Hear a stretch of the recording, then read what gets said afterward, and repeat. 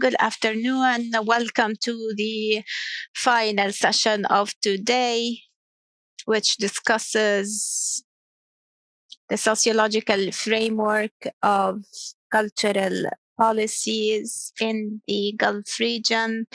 We have a paper from Kuwait by Dr. Yaqub Al-Kandari and another paper from Oman by Dr. Muhammad bin Salim al-Mashani. I hope I'm pronouncing his name correctly. The first paper, as I have said, by Dr. Yaqub al-Kandari. My friend, Dr. Yaqub al-Kandari, he is a professor of anthropology at the University of Kuwait, and he was a dean of the social sciences faculty. He is the editor-in-chief of the arts and science, social arts and science. He is currently the head of the Gulf Studies Center and the Arab Gulf Center. He is prolific in research. His paper addresses similarities and differences between urban and tribal cultures in the Gulf society and their impact on social integration. He takes Kuwait as a model for his study. He has 15 minutes to present his paper. Please go ahead. Thank you, Dr. Al-Najjar. I'm happy to be here at the Arab Graduate Studies Institute. I will try to give you a summary of this paper, which is yet it's still in the phase of preparation. This is just the main themes for the paper that I'm supposed to hand over. It is about similarities and differences between urban and tribal cultures and their impact on social integration. Kuwait as a model. When we talk about social integration, there are also other terms that are related to social integration. There is a procedural, for procedural sake, we shall distinguish it from, distinguish cultural integration from social integration. So acculturation, it is sometimes called acculturation. It has many terms in Arabic. And interfertilization, as they call it in the English school. It's also adaptation. It's also acquiring a culture.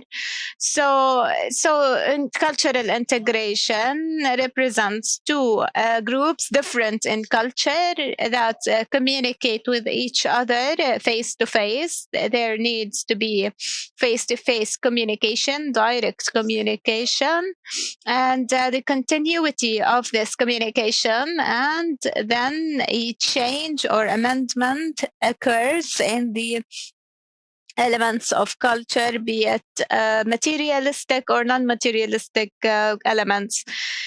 This is a term from anthropologists from 1936, and they used it as for integration, and the final stage of it is called assimilation.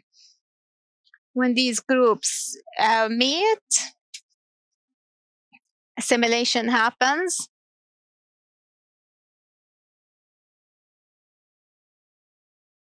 Many researchers do not believe in this concept of assimilation, actually.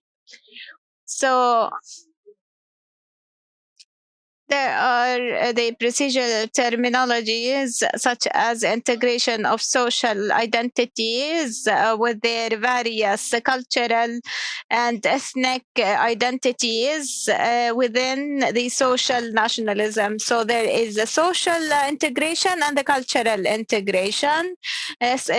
Cultural integration will lead us into the assimilation and the similarities and differences that we mentioned. When we talk about the components of culture in the Kuwaiti community, we have three main variants. We have the sect, we have the origins, Arab or non-Arab. So sect Sunni or Ja'fari, and origin Arab or non-Arab, and roots tribal or urban. These are the main pillars of local culture. So here we focus on what we call the integration of Bedouins and urban people, or those descending from Bedouin and urban origins. They met with the beginning of urbanization of the Bedouins in the Kuwaiti community. There was some kind of cultural integration, but how successful was that integration? Of course, the state policy started with housing, education, labor. All of these affected the process of social integration. I will talk about four main issues of similarities or assimilation of cultural integration, and it could be related to integration to a large extent. Customs and traditions, the family structure, the social situations related to health, and last but not least, the national community identity concepts and dimensions. These are the main pillars that we will discuss. When we talk about customs and traditions, there is various customs, and what I will showcase is a review of literature, ethnic literature, or survey studies, and all of these results are reproduction of studies conducted within the community, ethnographic studies and descriptive studies. For example, customs and traditions vary in birth, marriage, and death, and also celebrations, vacations, holidays. There is a great deal of variation, and we cannot talk about all of these variations in 15 minutes. However, there is a main part of these variations and similarities within the community between those descending from urban origins and those descending from tribal origins. When we talk about the family structure, there are many factors. We have a marriage. All of these require analysis, and I will try to talk about them quickly. In marriage among relatives is more prevalent among people of tribal roots. We have 54% from tribal origins and 34% from urban origins. Al Jahra, 68%, because these are people who are tribal. They have marriage among relatives, 68%, and only 1/4 of those is cousins. And this is a 5 or 6 years study.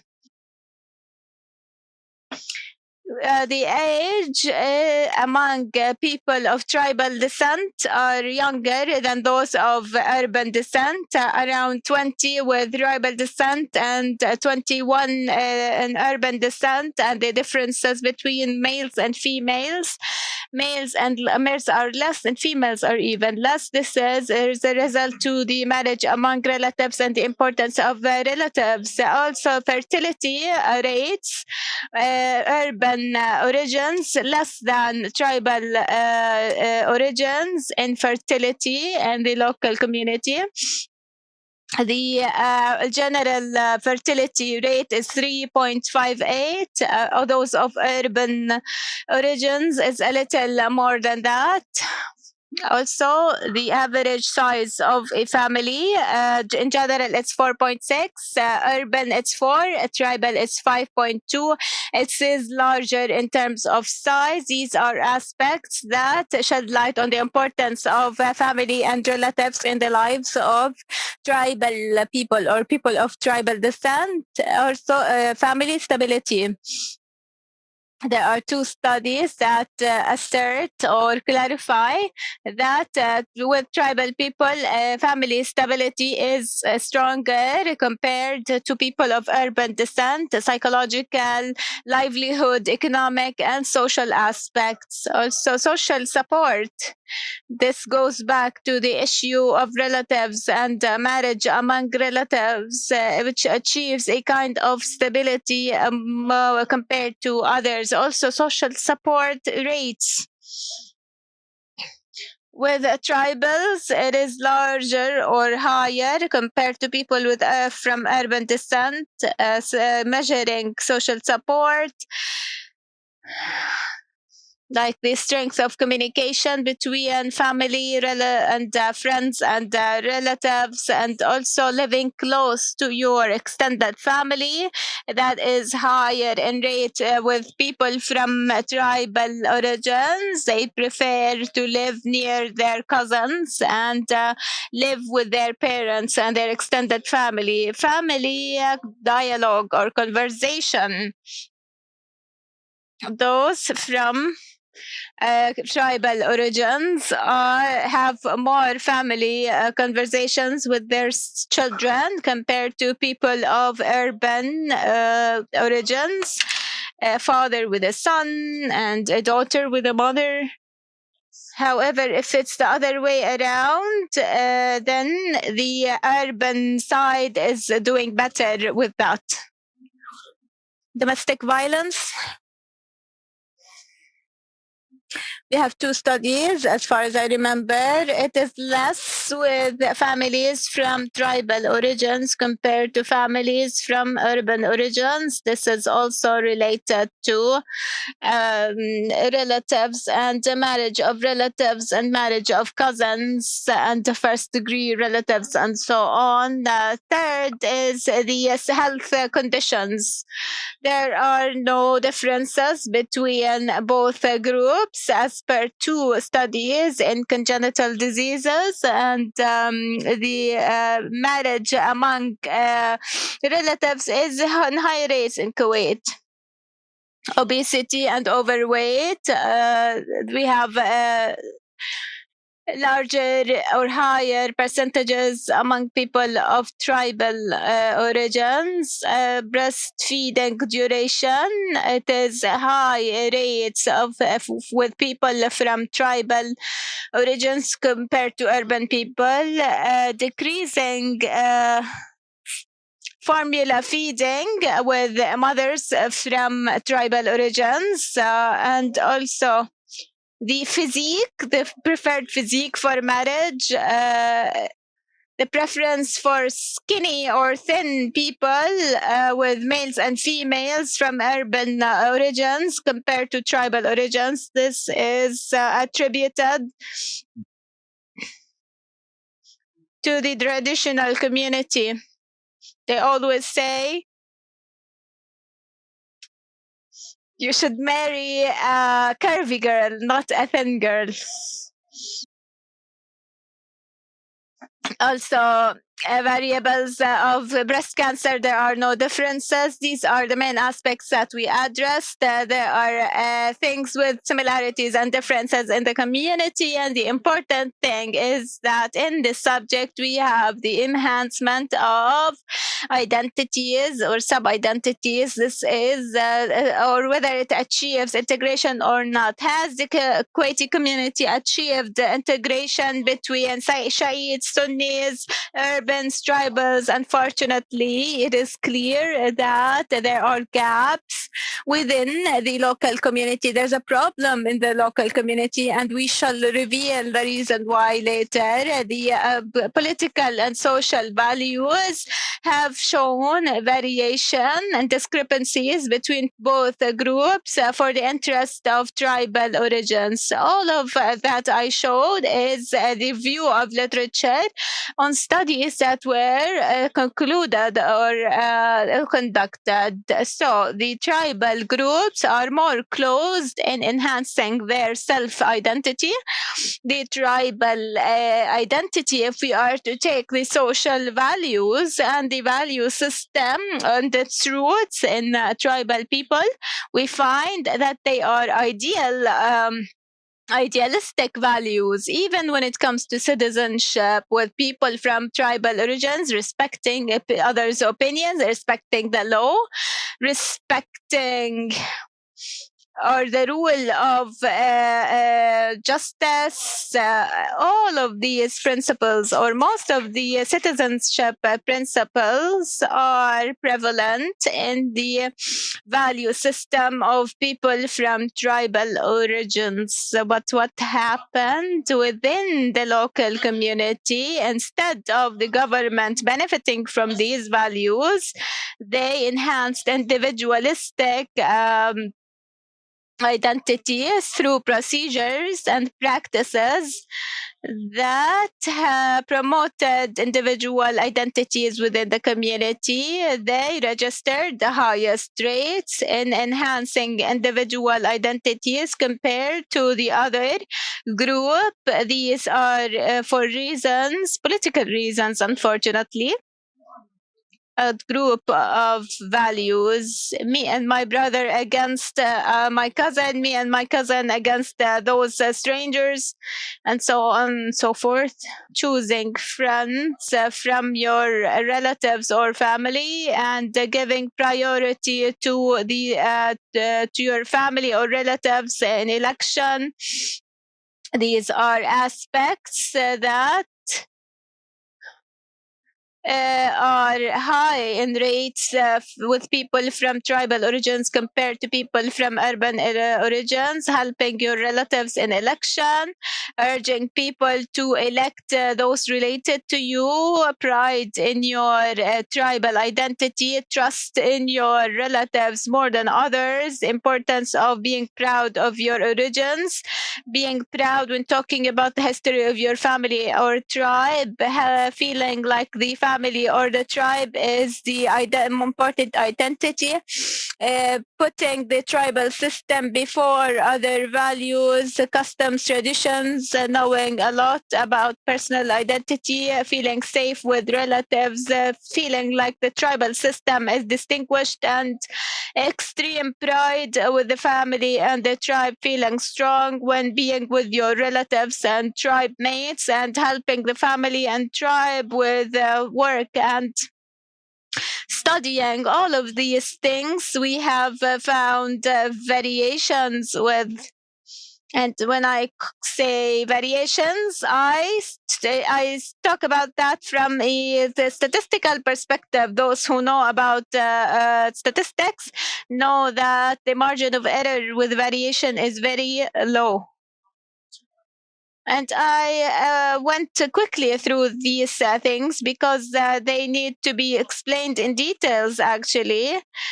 As I said, there's a problem with social integration in the local community in light of enhancing or promoting individual identities. And from this study, it does not seem like those descending from tribal origins are more demonized in their individuality. No, individuality gave us all sub-identities, and as Abdul Malik al-Tamimi has said, we are all tribalists. even though we don't all belong to tribes, so we belong to a category or a group, and we enhance and focus on it because there isn't social justice, there is no rule of law, and this is very important in enhancing individual identities in the local community. Social integration has happened, but it did not reach its final stage, even though the Kuwaiti community is prepared to reach the final stage of social integration. Why? Because there are many variables or factors that help, because values from heritage, from Bedouins, and from urban people are values that highlight solidarity, synergy, respect of others' opinions, and the rule of law and justice. However, unfortunately, this was not accomplished. The value systems are instilled, and this reflected in all spectra of the society, but the state misused the mechanism to achieve acculturation or integration, and so the state is responsible for creating these individual identities because the lack or reduction of social justice among the members of the community, which promotes individual identities. That government, of course, benefits from these individual identities, as Dr. Naqib said, when the democratic Kuwaiti community moved from 10 districts or 10 constituencies into 25 constituencies. The goal of that was to enhance the existence of tribes in these constituencies so that the country, the state, can pass their projects throughout the tribes which swear allegiance to the authority at that time. There might be it might be too late to integrate those from certain origins in the government sector, and that this might justify what is happening, especially in education and in labor. Women were late to join the labor market. Women from tribal origins, I mean, and also in government education as well.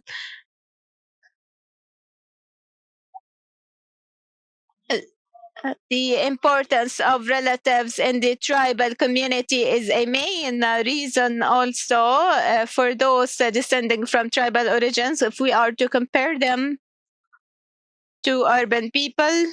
And it is well known that when elements change, when cultural non-materialistic aspects change slower than materialistic aspects, conceptions, ideologies do not change quickly, and these might all be reasons for the lack of achieving social integration to the fullest. The state was responsible for this dysfunction from which we are still suffering, and I hope that we achieve better things in the future.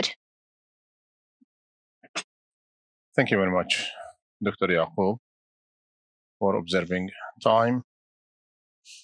The second presentation is will be delivered by Dr. Mohammed bin Salim al-Mashami, entitled The Cultural Formation of the Gulf Citizen Between the Authority of State and Religion. He has 15 minutes. Thank you very much, my esteemed brother. So you are still young. Peace be upon you. In this late session, I will try to summarize the main ideas that I have included in my presentation that I have sent a month ago to the center. It is entitled, as I said, the formation, the cultural formation of the Gulf citizens.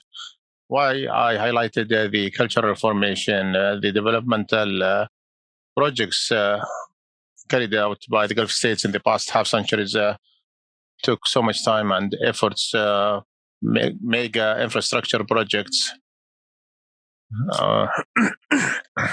The share of each individual in the Gulf was huge. However, I will talk about the cultural formation through the cultural policies and projects to build the human aspects in addition to the infrastructure. And this forum is one of the achievements of this cultural formation.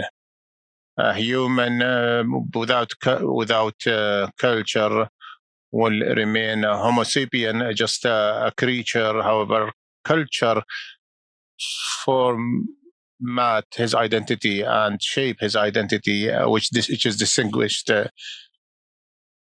him.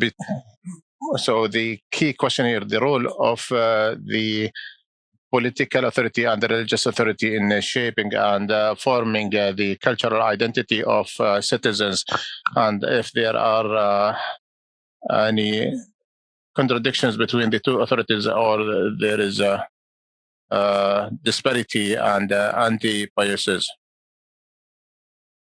I have the loose definition of the culture formation, the concepts, norms, ideas, and it is a loose definition of culture. However, I took it as it is aligned with my vision and study. No doubt that the political authorities and religious authorities in the Gulf states seek a person with a certain cultural baggage, different strands and different aspects. I started with addressing a number of challenges that could influence the reshaping and the reformation of the citizen. Among them is the bias of higher education institutions to the scientific programs and not the humanities and social sciences programs. That stems from more professional citizens who can deal with the technology, with the advancements, technological advancements, and this led to a lack of attention to the intellectual and the cultural aspects. Among the other challenges also, that is the conservative ideology that was widespread in the area, based on the idea that we have ready-made answers and responses, and the fear of the other, and the overconfidence of our situation, and be complacent. Also, the self-sufficiency, and this is one of the impediments that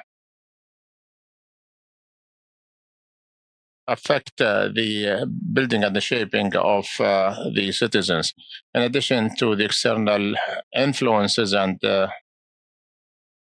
which had its impact on the political as well as religious authorities to accept some of these influences. However, it considers challenging how to address them, knowing that they come without warning. The other challenge is the linguistic and social struggle. If we visit the cities, we see the mass population who are migrating to the area, establishing their communities, schools, markets. They come with their own visions, with their own cultures. So the Gulf area witness such struggle between the different components of the societies. Each has its own influence on the society. The other aspect is the role of the Gulf family on the formation of the culture.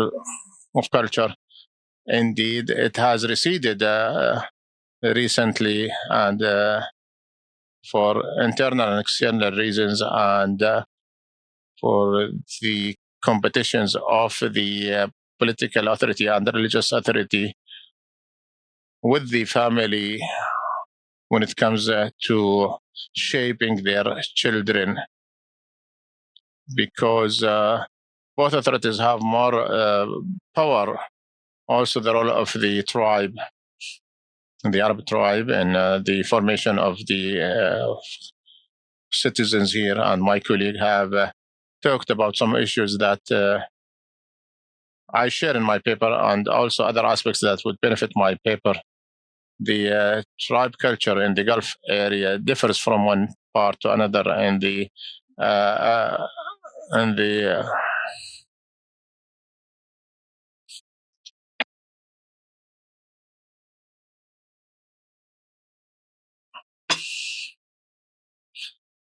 it is more prevalent in the Bedouin and rural areas more than the urban areas. However, this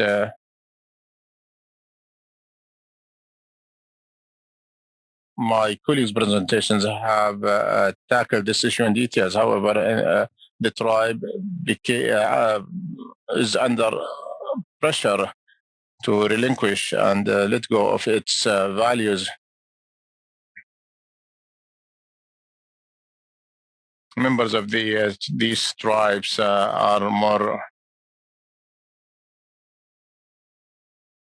ready to accept new norms and values. Also, the tribe usually was considered an obstacle for some of the influential people in the tribal communities believe that the government, they should have their fair share in the government in terms of the positions, and the members of the should have what's so-called positive discriminations, or and the government usually would respond to these calls to serve their interests in the first place. However, some of the members of these tribes or this culture, if they assume a position, he focuses on serving his tribe on the expense on others. And we hear in the Gulf area that usually the tribal members are not included in the cabinets or the ministerial positions. But again, the political authority has its own criteria upon which they choose the high position. And some believe that it is a prize or an award if a member of the tribe assumes a high political position, and also the Gulf society has not been developed according. So when the Gulf states, when they were established based on the tribal components.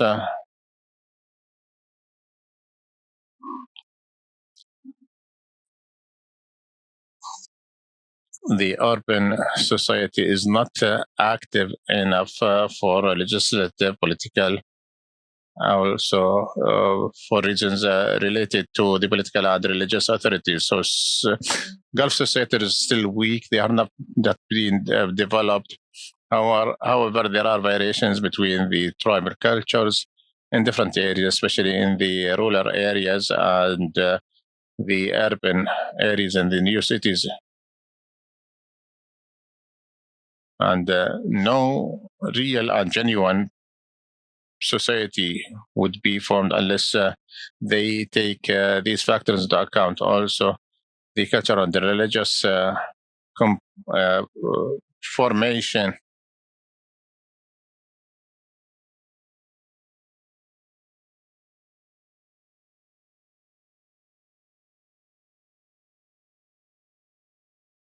there are fundamentals for the religious formation similar to all Arab countries. However, I have noticed there are mechanisms adopted by this religious movement. They are well known, but at the same time, they became under the control of the political authority. So the Islamic movement is no longer as it was used to be a couple of years ago. See that they accept to be an arm of the political authority or be cancelled. So I have concluded that the religious discourse has become under the control of the political authority. So the authority have more control of this.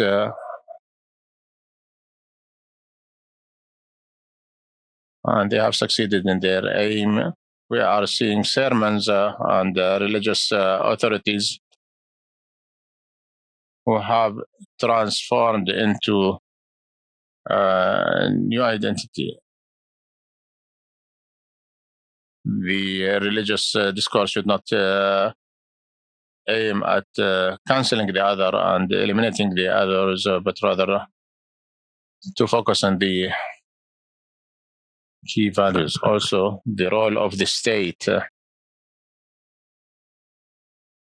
the role of the political authorities, and I have identified 40 components and terms, starting from the constitution that has been formulated by the states, moving to the flag, the national anthem, the traditional dress, and all cultural manifestations the country. The state succeeded in shaping a common Gulf identity. However, I noticed that the strategies on the Gulf and the Gulf countries is based on selection. So any cultural concept or which is followed by melting the cultural components in one pot.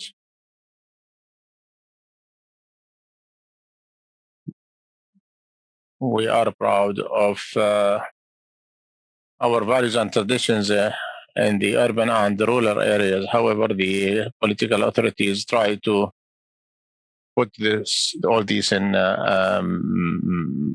melting pot. Also, the renaissance of these cultural values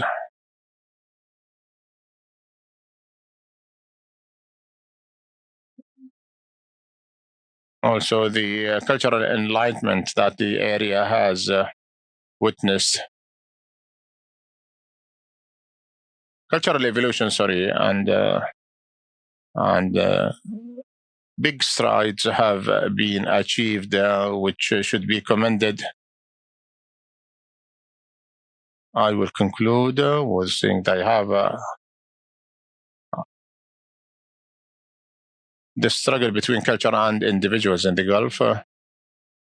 The cultural policies or the religious and political authorities in certain areas, one can conclude that they look at the culture as a controlling mechanism that is being exploited by the politicians, religious figures, to have more control over those individuals and direct them to as if they lack the qualifications.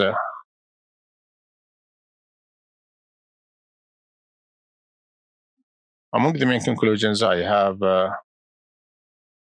have reached that the role of the family is getting diminishing or diminishing also the tribe.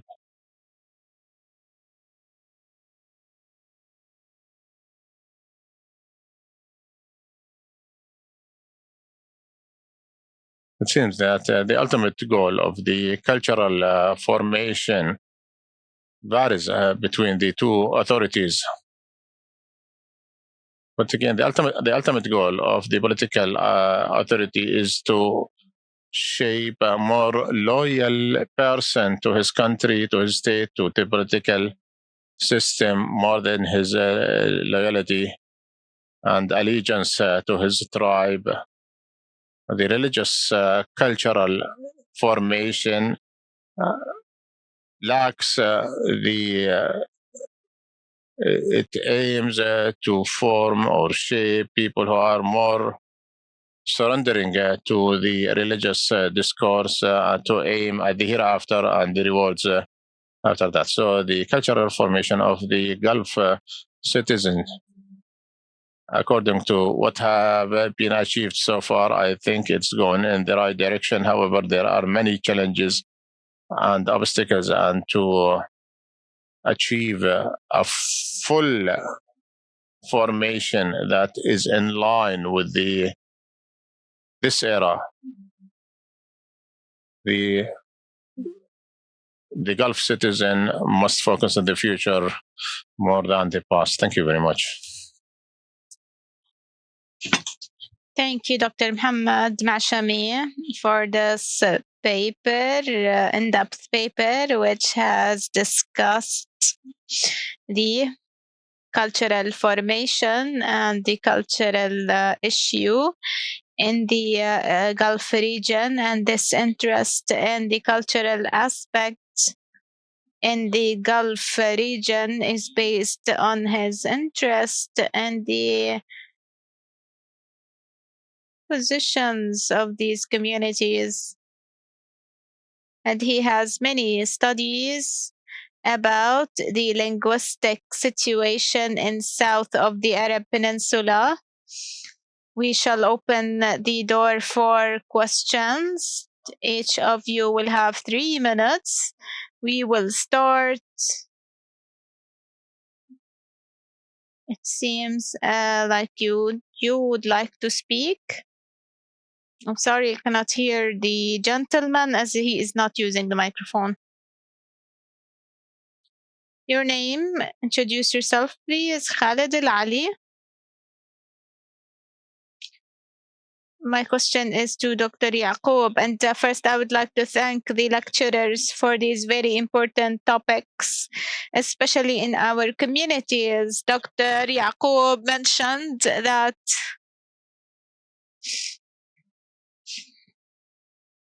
he talked about urbanization, and he returned to the things that are not related to tribes. And he said that tribalism is related to tribes and its roots. I was a little confused, because when I hear the word urban and tribal and compare them together, it confuses me, because in literature, when you read in sociology, tribalism is an ideology when people become bigoted, exclude others, and persecute them.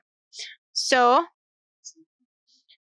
please clarify this a little. Thank you, Dr. Shamalat. Please go ahead. Thank you very much for the lecturers. I have a question about culture and its connection to economics, the historic goal set by GCC countries themselves is to build a new economy that replaces the current economy that is based on exporting petroleum. To reach this goal, each of them has taken a methodology in projects that might be similar. These projects cannot be implemented without cultural change. For example, we talk about tourism in the Gulf region. We all know that tourism and tourism does not work with a culture that does not respect or welcome others. It will not work simply.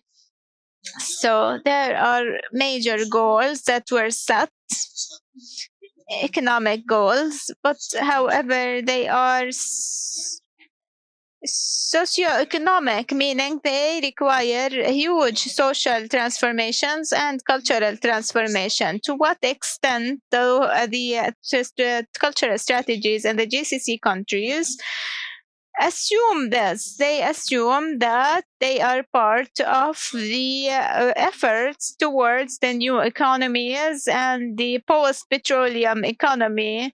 If you are to highlight this issue, thank you. Thank you, Dr. Ibtihaj.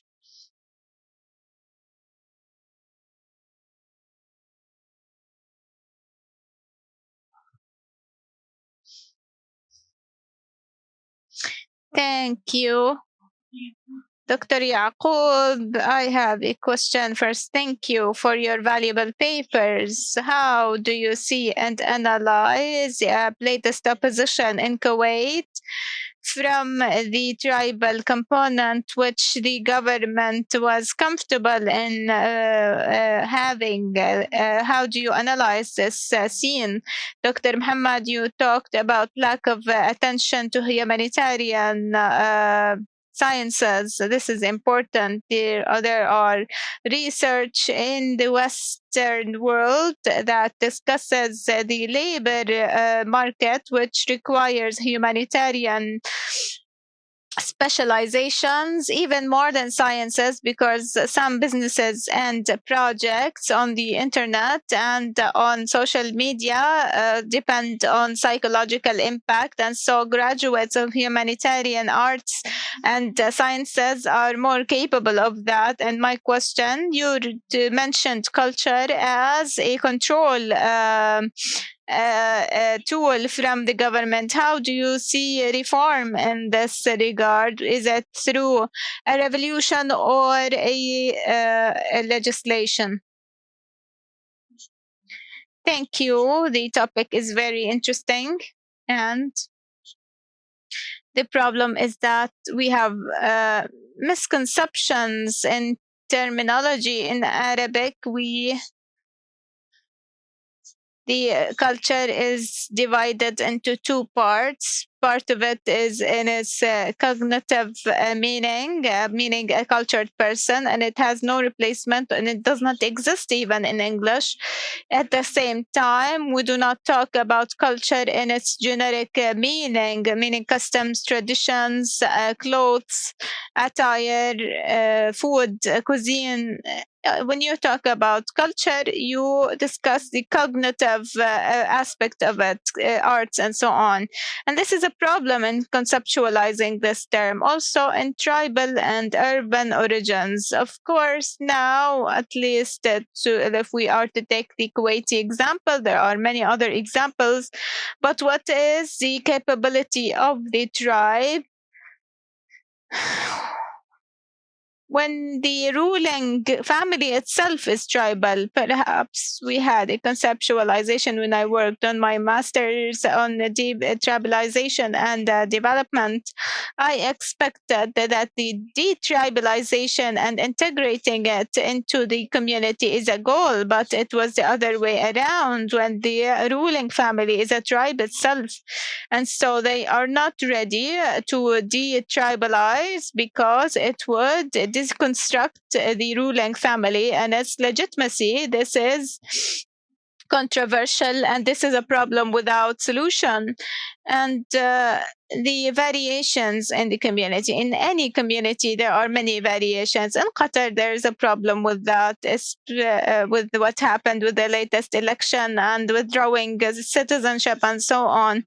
I claim that the tribe does no longer has power as many speculate. It ended, and authority is far stronger than them. There is the 10% of that is taken by the tribal. If per se, if we are to use a term of Dr. Yaqub, of those descending from tribal origins. There are many urban people descending from tribal origins, and sometimes they run for elections. And perhaps in Kuwait, it is more clear because we have election before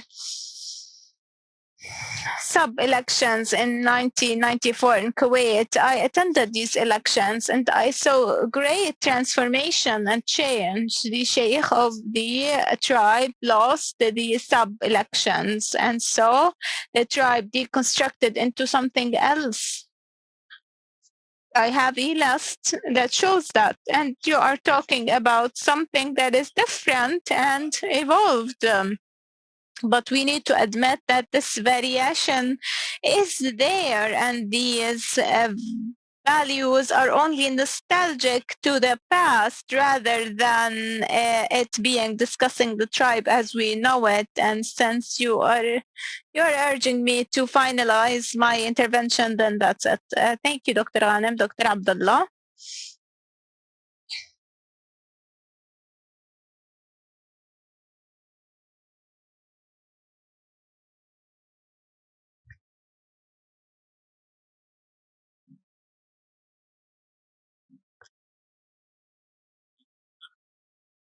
I have a point regarding cultures, subcultures, and sub-identities, and polarization among religious and sectarian groups. I think there is an important issue related to this topic, which is the loyalties. Our individuals, who to whom do they owe loyalties? Before the modern state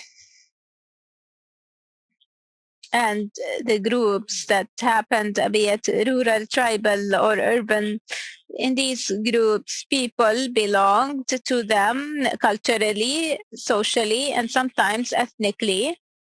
These groups protected people, provided them with a livelihood through cooperation and so on. So before modern state, this was a social formation that protected people. And so when people belong to these groups, this is the normal situation. However, now we have a new reality. We are living in cities, and these states have civil societies and so on. The question of belonging or loyalty, who do we belong to? Do we preserve our old loyalties, or do we belong to the state and the modern community? The modern state gives us protection. Since they are born in their hospitals, they go to their schools, education, and money is spent until they graduate and are employed.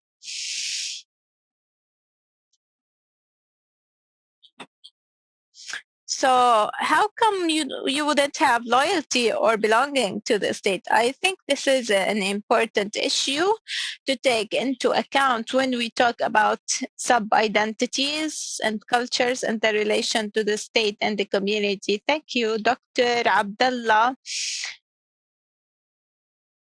Please go ahead. Your name, introduce yourself.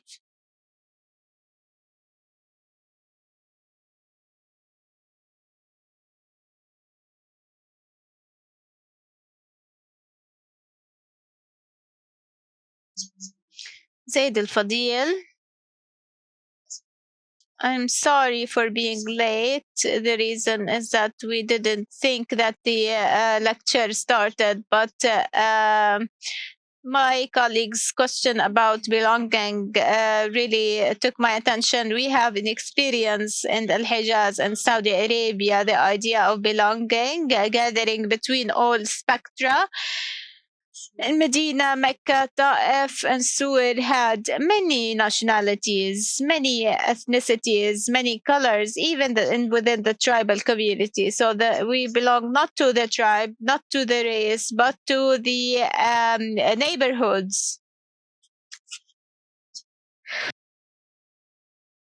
neighborhoods have become the identities that group all people and their customs and traditions.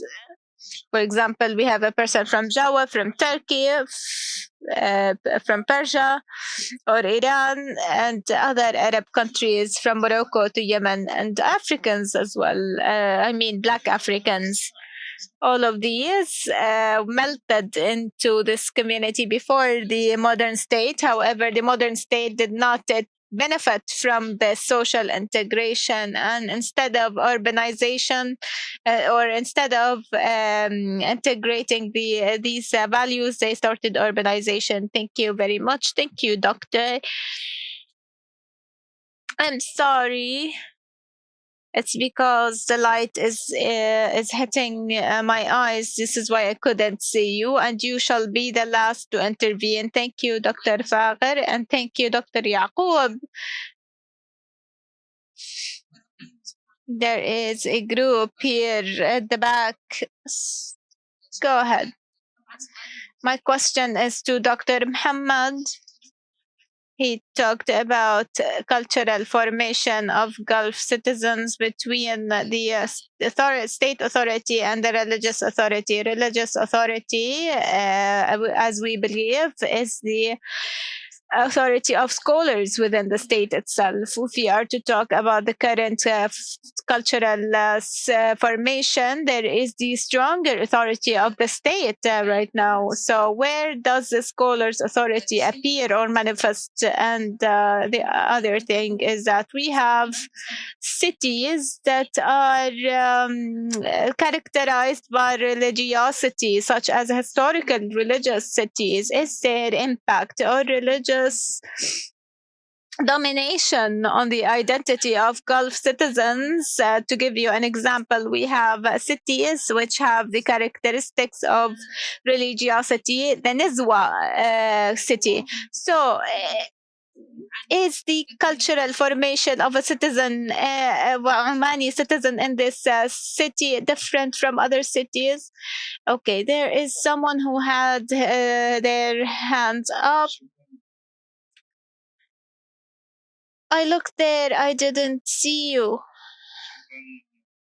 Thank you, Dr. Baqir. I have a comment or a discussion with the paper of Dr. Yaqub, which I believe discusses a very important topic. And I would like to remind you of a text by Ali Wardi Hannabatat and was reused by Al Ansari in the formation of the political Arab, his book, a treaty from Najaf in 1914 after the Ottoman Empire dissolved. It talks about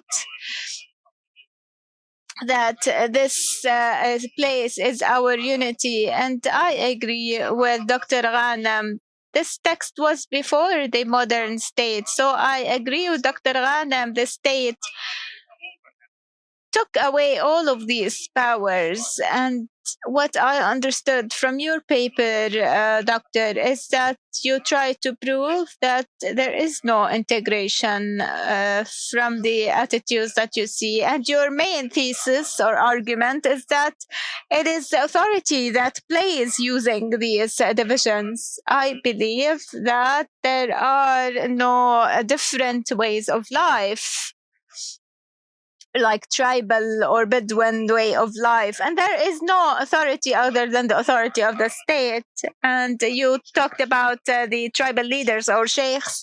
I can tell you about the sheikhs and tribal leaders of Al Dinaim in Iraq who had only 200 votes in an election. So that's not authority. So what I want to say is that the transformation of these issues into symbolic capitalism, if we are to use Bourdieu's term, used by communities and used by the authority itself. I believe that this needs analysis as capitalist symbol.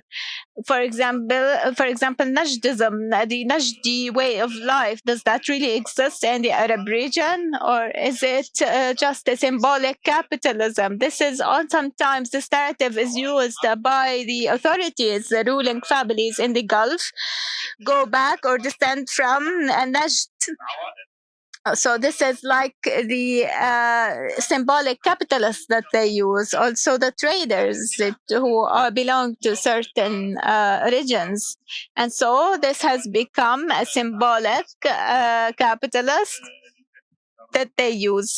Thank you. Thank you. I would just like to say that three families in the Gulf descend from Najd, and the others do not descend. I mean ruling families in the Gulf. I don't mean families in general. Yes, go ahead quickly, please.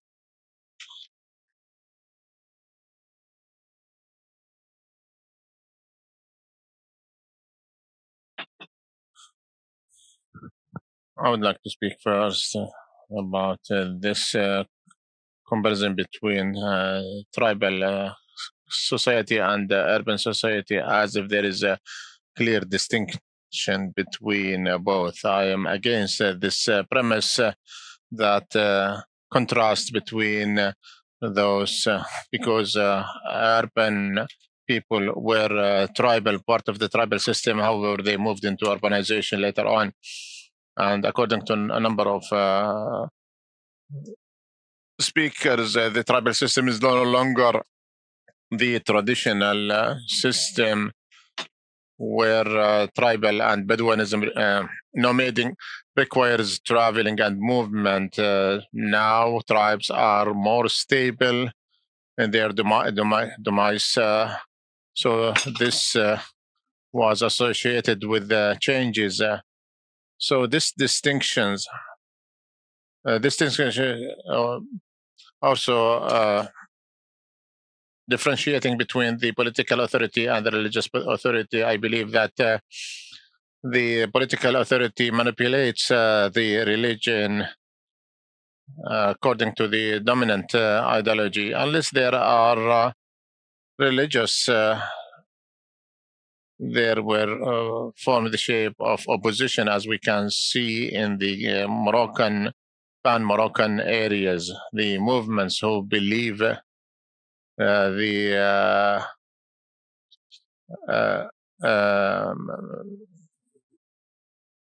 Sufi, what's so called Sufi corners or mystic ideology, which was established to oppose the political authority then. Does such something similar exist in the Gulf area? Now we will move into responding to the questions and the interjections. When we speak about the descendants from the urban people and tribal, the difference between the two terms are those who their descendants or origin from tribal Bedouin tribes. We know all people belongs to different tribes, but when I said that, I meant those who descend from Bedouin tribes, whereas the tribes who live in the urban areas, who their professions is fishing and agriculture, are more stable, more established. And we have to distinguish between tribalism and the tribal system. Tribalism is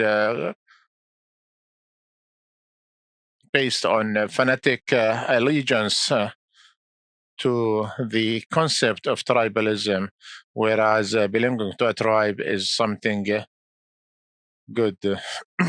Dr. Ibtihal.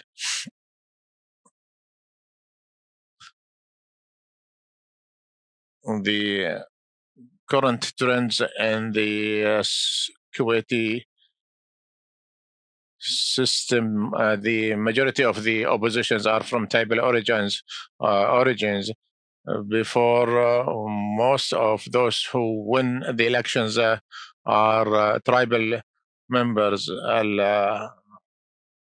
al-Awazim, later on in the 90s after the Iraqi occupation, the formula has changed, and many tribal members are more educated, and they have became members of the House of Ummah, or Majlis al-Ummah, the parliament, the Kuwaiti parliament, and they had their influence, and some of them became members of political the political agendas and the political parties. So it's no longer the allegiance of the tribe which give them a blank card to win the elections, but rather their qualifications. The issue related to the concept, yes, culture is more expanded term. Each component that includes traditions, arts, customs, and norms. This is the more holistic definition of culture, and I second that. When we speak the ruling tribe or the dominating tribes, originally the ruling families, originally they were members of tribe, but nowadays they are no longer considered. Originally they're from Al-Aniza tribe or Al-Azum tribe. However, nowadays they are no longer considered. And again, descendants from the urban are those who lived by the sea, and the concept of tribe is more cultural than it's linked to a place, a domicile, or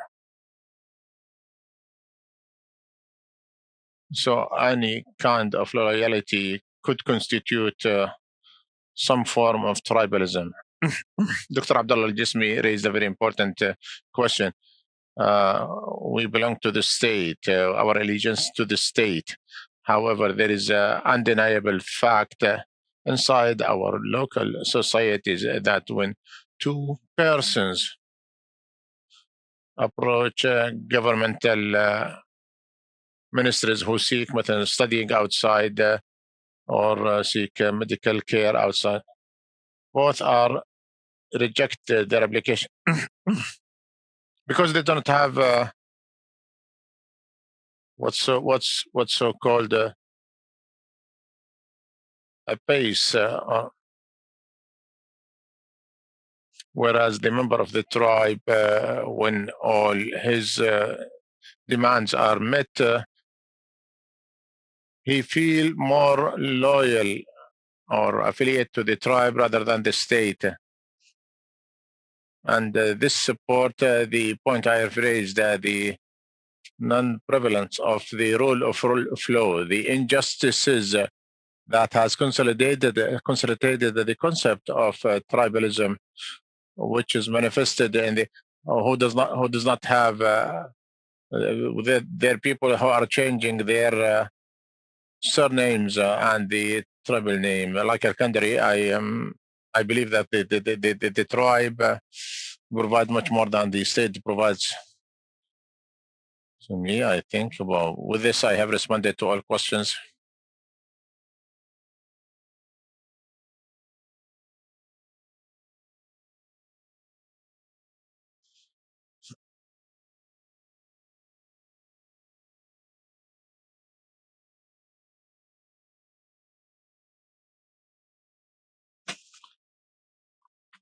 Concerning the role of culture in economy, I believe that GCC countries can allow individuals to free themselves from the ideologies that restrain their liberties, to transform them to more liberal, more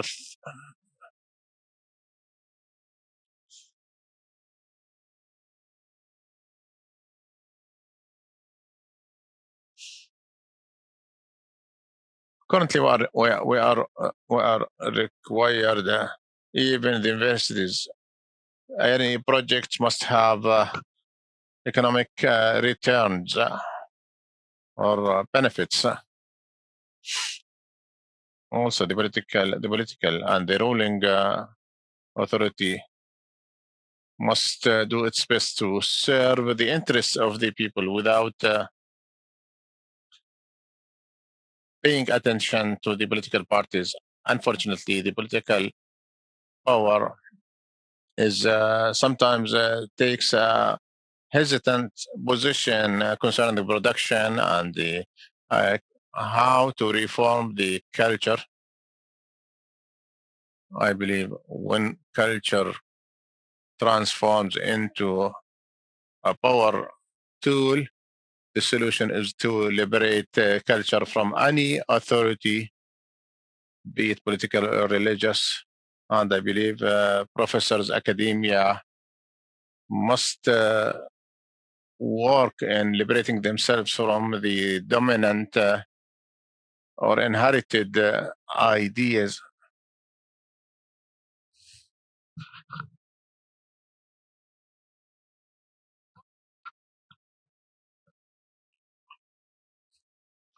Liberating the individual will open the horizons.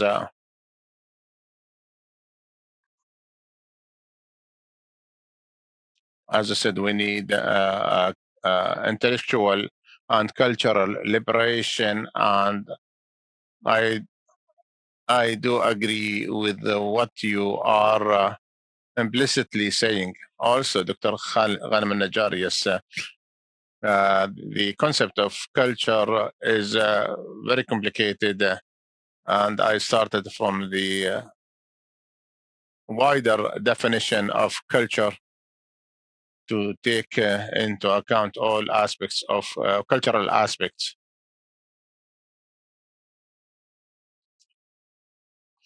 We may disagree on the concept that I need a scholar who would teach me everything in religion. Do I need an authority who control my even the most private aspects in my life, my relations to deity, to God?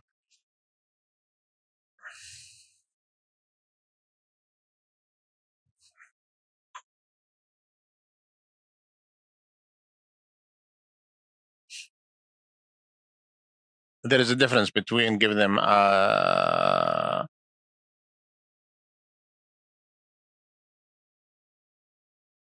Nazwa is one of the Omani citizens, and the people living there are similar to other components of the Omani society.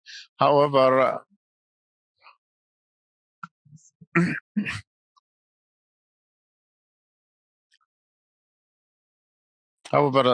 some people believe that Nazwa was the origin of the Imami ruling family. One final point, and I do benefit from these invaluable contributions. Religion in the Gulf is manifested in its political and social manifestations, unlike in Morocco. So we don't have different we don't have different shapes or faces of religion. Thank you. Thank you very much, Dr. Muhammad. With this, we conclude this session. I would like to remind you the